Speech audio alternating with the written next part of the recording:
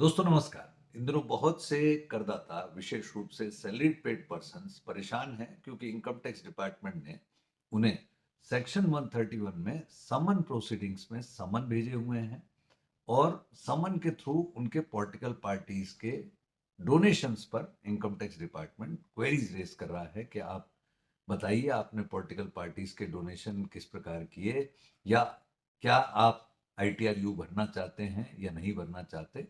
और इसी संदर्भ में करदाताओं को अब एक कश्मकश चल रही है कि साहब हम आईटीआरयू भरें या आईटीआरयू ना भरें।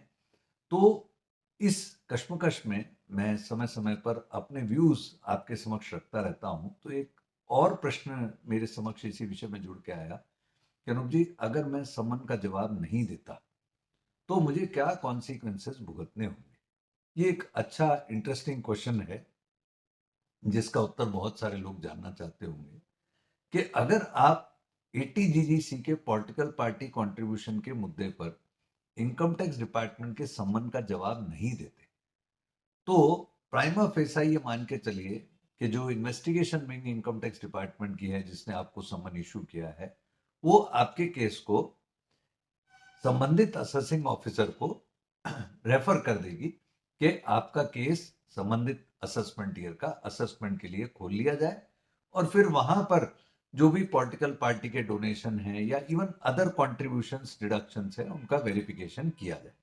यानी आपका असेसमेंट खुलना लगभग पक्का होगा अगर आप आईटीआरयू नहीं भरते हैं तो।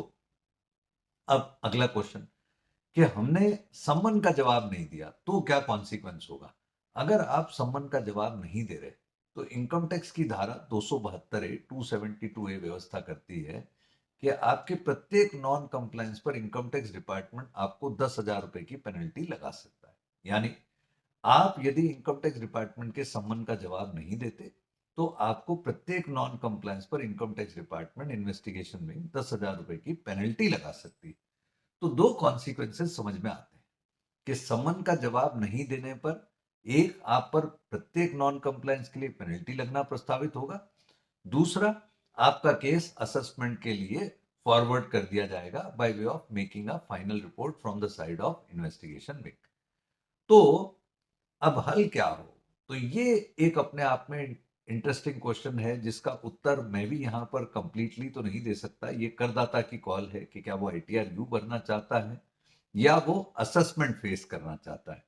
पर मैं इन दो स्पेसिफिक कॉन्सिक्वेंसेस को यहां पर आपके समक्ष लेकर के आया ताकि आपको एक क्लैरिटी डेवलप हो। I hope you will find it useful.